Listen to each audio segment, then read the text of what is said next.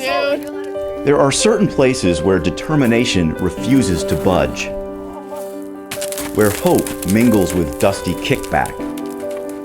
And it's okay to do whatever comes naturally, where things you couldn't see before reveal themselves.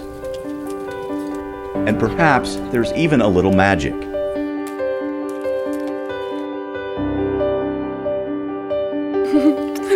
Just being here for me in a place where he can just be himself and I get the opportunity to really see him be himself, it's just so great, like for the whole family. And the one thing Axel says almost every week is, today is the best day of my life.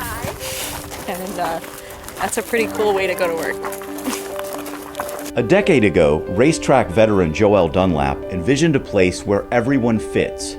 Children who might be square pegs, and ex-racehorses who need to reveal their own promise. Most of the kids who come here are on the autism spectrum. For 8-year-old Axel, every day is an uphill battle. You know, things like going to the grocery store are like an incredible challenge. Just going out in public in general is really, really hard.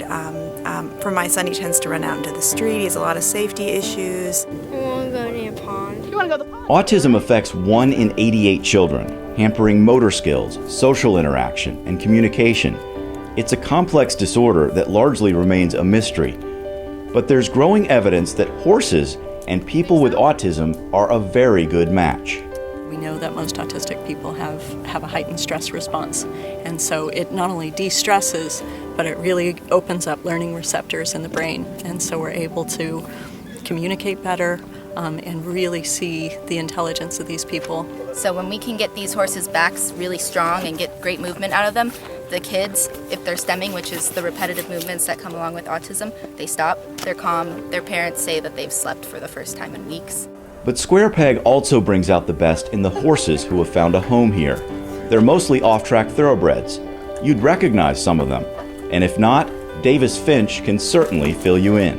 So this was a talented gelding. Won his final race, routing in May of '08. Davis is an encyclopedia of racing knowledge, and what he's doing right now seems perfectly normal, but it isn't for him.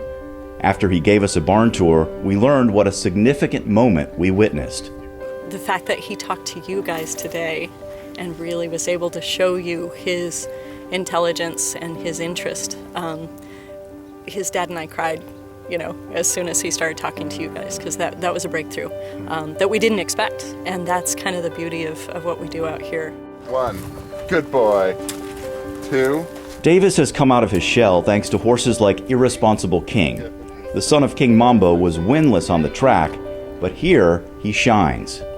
We work with a lot of folks who may be nonverbal, and so anytime you can use, you know, a gesture and 1 syllable to get 1,100 pounds to do what you want, it's pretty darn empowering. You smile?